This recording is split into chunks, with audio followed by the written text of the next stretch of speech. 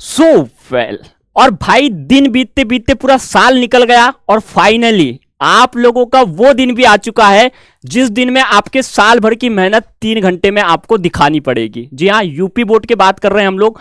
UP board के exam अब आपके विद इन वन डे मतलब कल के बाद में आपका शुरू हो जाएगा। 22 तारीख से आपका फर्स्ट एग्जाम है। सबसे पहले तो सभी को बेस्ट ऑफ लक। अपनी पढ़ाई मुझे उम्मीद है आप लोगों ने उम्मीद से ज्यादा अच्छी की होगी और अच्छे मार्क्स आप लोग लेके आओगे। ठीक है, साल भर की मेहनत है, कुछ घंटों में आपको निकालनी है। इस टाइम पे आपके पास में बहुत सारा प्रेशर होगा। एक तो आपको पूरा जो आपका परीक्षा का प्रश्न पत्र दिया है उसे 3 घंटे के अंदर सॉल्व करना है। उसके पहले भी आपके ऊपर बहुत सारी जिम्मेदारियां हैं जो सेंटर्स में जाने के तुरंत बाद से चालू हो जाएंगी। तो उन जिम्मेदारियों के बीच में भी इस बार आपको पता है कि यूपी बोर्ड ने बदलाव बहुत सारे किए हैं।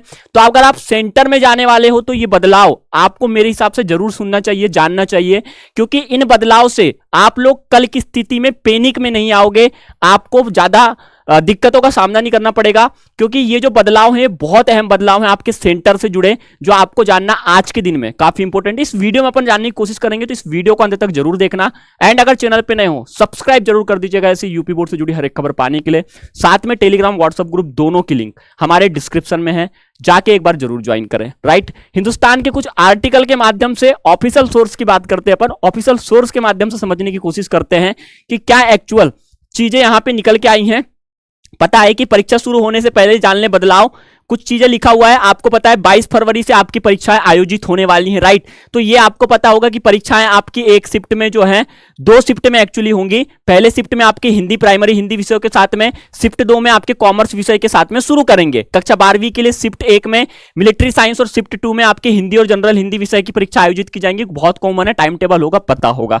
नेक्स्ट अपन इंपॉर्टेंट चीजों पर फोकस करते हैं। राइट, पहला जो यहां पे चीजें की गई हैं पहले साल से कंपेयर किया जाए तो परीक्षा का आपका समय बदला गया है। इस चीज के ऊपर भी अपन गौर करेंगे। इसको मैं आपको समय पता है, लेकिन मैं एक्चुअल आपको एडिशनल चीजें बताता हूं क्या करनी है। ठीक है, यूपी बोर्ड परीक्षा में ऐसा पहली बार होने जा रहा है जब परीक्षा के समय को बढ़ाने की अनुमति दी गई है। इस साल छात्र छात्राओं की सुविधा के लिए पहली शिफ्ट की परीक्षा का समय सुबह 8 बजे से 11:15 बजे तक के स्थान पर 8:30 से आपका 11:45 किया गया है। वहीं दूसरी शिफ्ट में परीक्षा दोपहर 2 से शाम 5:15 तक आयोजित की जाएगी। पहली बार ये चीजें हुई हैं, लेकिन ये आपके अंदर सबसे बड़ा डाउट नहीं होना चाहिए कि आपको 8:30 बजे ही पहुंचना है। मेरा मानो तो आप लोगों की परीक्षा अगर 8:30 बजे से है तो आप लोगों को कम से कम 7:45 तक के इवन फर्स्ट एग्जाम में तो आपको जाना ही चाहिए, क्योंकि फर्स्ट एग्जाम में आपको रोल नंबर से लेकर आपका किस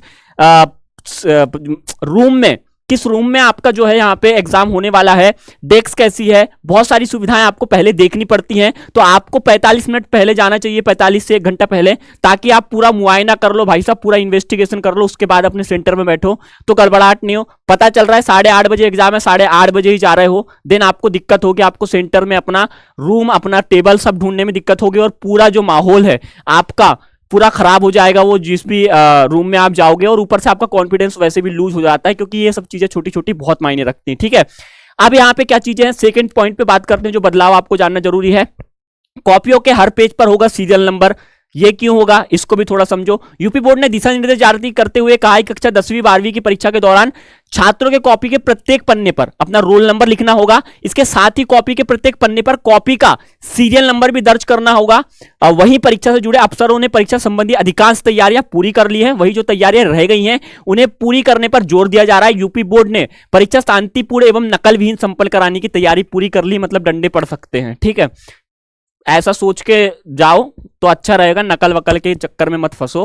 बाकी ये क्या है कि आपका इस बार क्या करा है कि हर एक जो परीक्षा की कॉपी की पेज है उन पेज में आप लोगों के रोल नंबर लिखने का एक ऑप्शन दे दिया गया है, जिससे क्या होगा कि आपकी कॉपियां अगर इधर उधर हो भी जाती हैं तो आपकी कॉपियां व्यवस्थित तरीके से एक जगह में जमा ली जाएं। इस तरीके से ये सब चीजें की हैं, तो ये एडिशनल जानकारी थी। थर्ड पॉइंट की बात करें तो यूपी बोर्ड से जानी ये जानकारी, ये कोई काम की नहीं है। अब मैं बताता हूं थर्ड पॉइंट मेरे मन से जो कि इंपॉर्टेंट है। सबसे पहले एक काम करो, जब भी आप परीक्षा केंद्र पर जाने वाले हो, अपना सबसे पहले एडमिट कार्ड, इवन अगर आपको लगता है कि आधार कार्ड ले जाना चाहिए, आधार कार्ड आप ले जा सकते हो एज अ सिक्योरिटी रीजंस के लिए। अगर कोई दिक्कत होती है तो आप वहां से वेरीफाई करवा सकते हो आधार कार्ड के लिए। तो आधार कार्ड बैकअप में रख सकते हो। अगर आपने वो आधार कार्ड अगर बैकअप में रख भी लिया, नहीं यूज आया, तो अपने बैग में डाल के भाई साहब, जहां आप बैग रख रहे हो या फिर अपनी गाड़ी में आप रख सकते हो, लेकिन बैकअप के लिए लेके जाओ भाई साहब, खुद कुछ भी हो सकता है, ऐसा नहीं है। आधार कार्ड आपको लेके जाना चाहिए मेरे हिसाब से। आपको अपना एडमिट कार्ड एक दिन पहले ही पूरा तैयार कर लेना चाहिए। पेन 4 लेके जाओ एक्स्ट्रा में, कोई दिक्कत नहीं है। बराबर व्यवस्था बना के जाओ, हड़बड़ाहट और किसी से मांगने की जरूरत ना पड़े, ये चीजों का ध्यान रखो।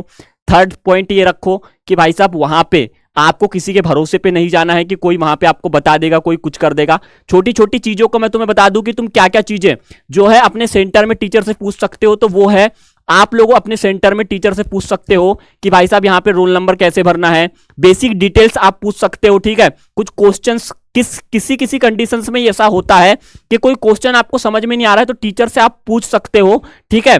तो वहां पे वो आपको बता देंगे, लेकिन वो आंसर्स नहीं बताएंगे, तो उस कंडीशंस में आप वहां पे उनसे हेल्प ले सकते हो। बाकी और भी जो चीजें हैं, थोड़ी थोड़ी चीजें आपको ध्यान रखनी पड़ेगी। वेल अपनी ड्रेस पहन के जाओ, सब कुछ एडमिट कार्ड अपना लेके जाओ, और अपने जो डॉक्यूमेंट है सब चीज़ों को अच्छे से लेके जाना। ये सब 2-4 जो पॉइंट हैं, इन चीज़ों को याद रखो। घबराना नहीं है, मस्त चिल होके जाओ, कोई दिक्कत नहीं है। 12वीं के बाद भी आपके पास में पूरा करियर बचा है, और भी बहुत सारे एग्जाम्स आपको देने हैं।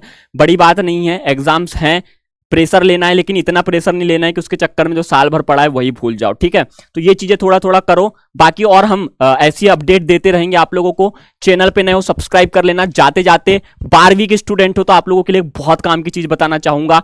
आफ्टर 12th यूपी के अंदर में अगर आप कोई बेस्ट यूनिवर्सिटी तलाश कर रहे हो, बहुत सारे बच्चे हमें रिकमेंड करते हैं कि भाई साहब हमारा ड्रीम है पढ़ने का एलपी यूनिवर्सिटी में। कई बच्चे हमें बोलते हैं भाई साहब हमारा ड्रीम है मणिपाल यूनिवर्सिटी में पढ़ने का। कई बच्चे बोलते हैं चंडीगढ़ यूनिवर्सिटी में पढ़ने का मेरा ड्रीम है। कई बच्चे बोलते हैं अमृता, कई बोलते हैं वॉक्सन, कई बोलते हैं यूपीएस, कई बोलते हैं, भाई बहुत सारी हैं यार यूनिवर्सिटीज।